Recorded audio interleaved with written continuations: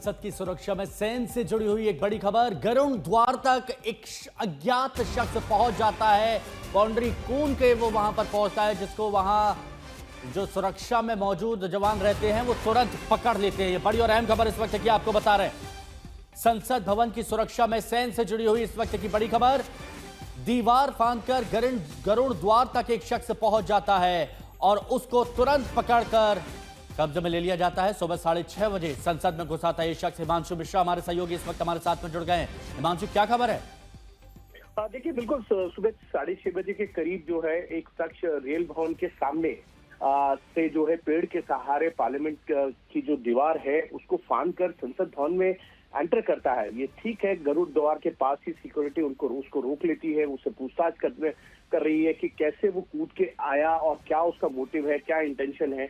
और साथ ही साथ अभी तक ये साफ नहीं हो पाया कि उसके पास कोई हथियार था या कोई ऐसी चीज थी जिससे वो नुकसान पहुंचा सके। लेकिन एक चीज को समझना होगा, क्योंकि कल संसद के सत्र जो था, मानसून सत्र था, उसका समापन हुआ, यानी कि सैनिटाइज किया गया है, सत्रवासन हुआ है। ऐसे में अब ये जरूर है कि क्या अगर यही घटना कल हुई होती तो बहुत सनसनी होती, क्योंकि संसद के अंदर आवाजाही रहती है। संसद के अंदर गरुड़ द्वार के पास ही जो है हंस द्वार है, जहां पे प्रधानमंत्री नरेंद्र मोदी का दफ्तर और तमाम मंत्रियों के दफ्तर जो है वो ग्राउंड फ्लोर पर ही है ज्यादातर मंत्रियों के।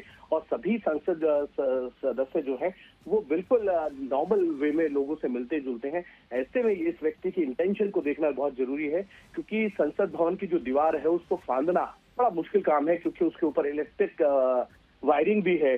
अगर कोई तो कूदना चाहे तो वो कैसे कूदे, इस तमाम चीजों की जो है छानबीन अभी सिक्योरिटी फोर्सेस कर रही है। अच्छा हिमांशु, एक बात बताइए, आपने गरुड़ द्वार की बताई कि कितनी अहमियत है यहाँ पर, लेकिन मैं ये जानना चाह रहा था कि जो संसद भवन की बाउंड्री है, बाउंड्री से गरुड़ द्वार कितनी दूर है जो वहां तक पहुंच गया वो?